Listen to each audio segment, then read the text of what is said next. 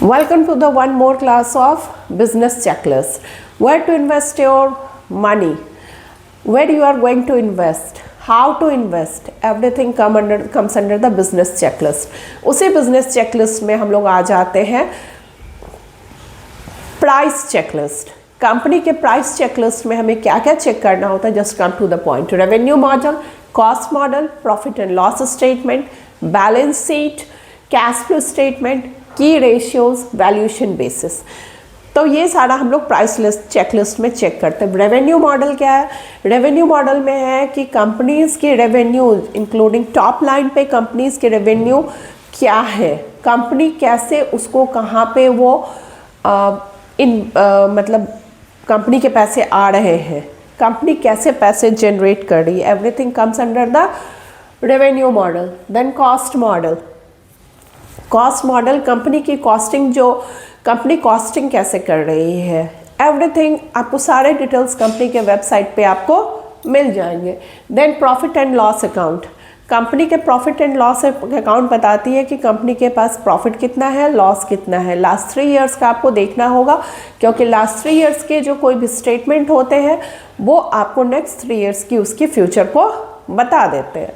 Then balance sheet, as you know that is asset and liabilities of company.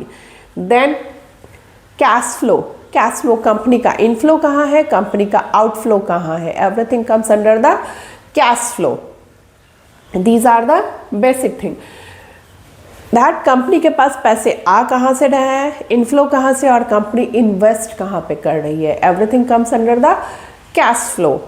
Okay, now की ratios, return on equity, ROC, debt equity ratio, working capital, ये सारा आपको check करना ही होता है. ये की रेशियोज है दैट सबकी एक सर्टेन मेजरमेंट है, एक सर्टेन लिमिट है दैट इतना से ज़्यादा अच्छा है, इतना से ज़्यादा अच्छा नहीं है. तो ये सारा आपको देखना होता है. देन वैल्यूएशन डिटेल्स में आ जाते हैं. कंपनी की वैल्यूएशन कैसे करते हैं, price earning, EV, EBITDA. EV here detail, EV stands for enterprise value और EBITDA. Then discounted cash flow से कंपनी का हम लोग डिटेल्स देख सकते हैं. आ जाते हैं उसके बाद एक जो मोस्ट इम्पॉर्टेंट थिंग है, is it a QGL stock. QGL जैसे मतलब quality, growth and long term.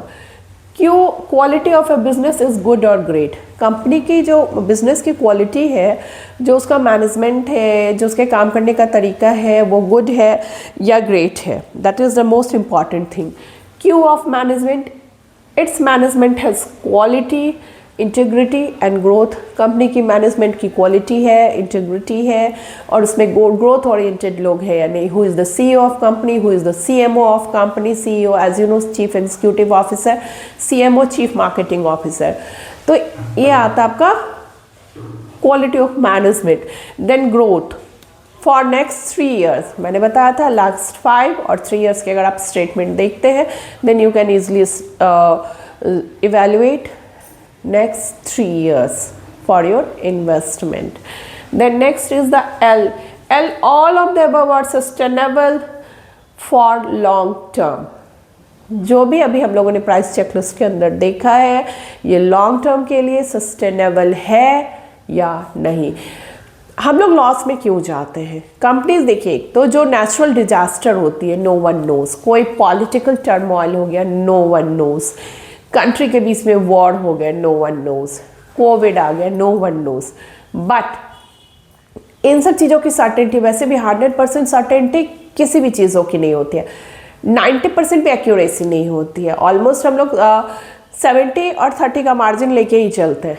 70% her cheese logic है, 30% इलॉजिकल है. उस पर कहीं किसी का कोई कमांड नहीं होता है. सपोज कहीं पे अर्थक्वेक आ गया, कहीं पे साइक्लोन आ गया, तो वहाँ की जो पूरी जो सिस्टम है वो गड़बड़ा जाती है. अगर आप अभी देख ले रसिया यूक्रेन वॉर की, तो वहाँ के स्टॉक का क्या हुआ किसी को नहीं पता है, क्योंकि वहाँ पे कोई बेस है ही नहीं. ओके, बट जो कुछ सर्टेन जो कुछ चीज़ें हैं जो हम लोग एक देख सकते हैं, जो 70% जो हमारे हाथ में जो चीज़ें होती हैं, ठीक है, तो वो इन सब चीज़ों को we have to check. Then is valuation is reasonable, जो हम लोगों ने वैल्यूएशन किया वो रीजनेबल है या नहीं। जैसे valuation of peer both domestic and global, domestic कैसा काम कर रही है और ग्लोबल क्या कर रही है, इस कंपनी से जो रिलेटेड कंपनी है, सपोज अगर आयरन की स्टील की कंपनी है तो उसकी वैल्यूएशन रीजनेबल है या नहीं। Okay, then the companies on historical values track record, company की अपनी हिस्टोरिकल वैल्यूज ट्रैक रिकॉर्ड क्या है, वो तो पहले ये जो सारे मैंने जो डेटा बताया है तो आपको उसका लास्ट 3 इयर्स का ट्रैक रिकॉर्ड वहीं से मिल जाएगा। ये वैल्यूएशन रीजनेबल है या नहीं। इंट्रिंसिक जो वैल्यू है, जो पी कैलकुलेशन होता है, प्राइस अर्निंग रेशियो होता है, वो रीजनेबल है या नहीं। प्राइस अर्निंग रेशियो कैसे हम लोग निकालते हैं, cost of equity price earning ratio equal to pay out divided by cost of equity minus growth to perpetuity. Then PEG, price earning to growth. Then pay back ratio, pay back ratio हम लोग कैसे निकालते हैं, market capitalisation क्या है company की divided by next 5 years profit after tax, that is the payback ratios of company. Then is there enough margin of safety, margin of safety मैं बताती हूँ मार्जिन ऑफ सेफ्टी क्या होता है। वॉरेन बफे ने कहा था, वॉरेन बफे की एक बुक है द इंटेलिजेंट इन्वेस्टर, वहाँ पे वॉरेन बफे ने कहा है था या है जो भी है, प्राइस इज व्हाट यू पे और value is what you get. Price आप जो पे करते हैं और वैल्यू जो होती है वो आपको मिलती है। At the time of buying you are paying price और बाद में उसकी वैल्यूएशन के हिसाब से आपको मिलती है। आप अच्छे स्टॉक्स को खरीदते हैं you are paying at the time price, but value आपको सर्टेन टाइम के पास, अगर वैल्यूएबल कंपनी है, अच्छी स्टॉक है, then you will get certain and valuable return. Okay, that is the margin of safety. क्या है कि at what rate you are buying. Sometimes क्या होता है कि जब अगर हाई रेट होती है, कंपनी की बहुत ज़्यादा डिमांड होती है, ठीक है, तो जो दूसरे जो उसको लो रेट में खरीदे हुए होते हैं उनके लिए तो वो हाई रेट होती है, लेकिन वहाँ से भी वो बाउंस बैक करेगी, ऊपर जाएगी, तो आपके लिए वो लो रेट है। ओके, क्योंकि वहाँ से कंपनी को देन आगे बढ़ना। सपोज मैं हीरो मोटोकॉर्प की अगर बात करूँ, हीरो मोटोकॉर्प क्या है कि उसका मैंने सपोज 6000 पे ख़रीदा हुआ था, इवन ख़रीदा हुआ था मैंने 6000 पे, मेरी बाइंग रेट थी। कंपनी कहाँ पे चली गई, इट वाज ऑलमोस्ट 5200, ओके, और 4800। अगेन मैंने 4800 में भी ख़रीदा, एवरेज नहीं काटा मैंने, 4800 पे मैंने ख़रीदा अपने दूसरे अकाउंट में, तो वहाँ मैंने मेरी मार्जिन ऑफ सेफ्टी कम मतलब ज़्यादा हो गई थी। 4800 से जब 5500 पे आया, 700 का डिफरेंस हुआ, आई सोल्ड दैट स्टॉक, तो मेरी वहाँ मार्जिन ऑफ सेफ्टी थी। तो वहाँ के लिए मेरी वैल्यूएशन क्या थी, वहाँ से मेरी मार्जिन ऑफ सेफ्टी सही थी। अब जो मैंने जहाँ 6000 का ख़रीदा हुआ था, अभी वहाँ से वो लो रेट पे है, लेकिन कंपनी वापस से 6000 पे आ गई है, तो अभी क्या है कि अभी भी लोग उसको बाय कर रहे हैं क्योंकि वहाँ से भी ऊपर बढ़ेगी वो कंपनी। तो मार्जिन ऑफ सेफ्टी सबकी अलग अलग होती है। व्हेन यू आर बाइंग, क्या कंपनी वहाँ से आगे बढ़ेगी, तो ये that you have to decide कि you are under margin of safety और not, at what cost you are buying and when you have to sell. The most important thing is that कि company को sell करने से जो stocks को cell करना, bye करना तो ईजी है, but sell, when to sell is the most important thing. The basic thing is that कि जब कोई भी स्टॉक जब लॉस में होता है बहुत दिनों से, अचानक वो बढ़ना शुरू करता है, हम लोग इतने ज़्यादा पैनिक होते हैं कि हम लोग उसको सेल कर देते हैं, जबकि अब वो सही तरीके से चल रहा है, लेकिन हमारा पेन लास्ट इतने ईयर का होता है ना कि हमें बर्दाश्त ही नहीं होता, या हम लोग वेट करते हैं और बढ़ेगा, लेकिन जब वहाँ से फिर नीचे आता है तो हम लोग पैनिक होकर कम रेट में, कम प्रॉफिट में भी उसको निकाल देते हैं।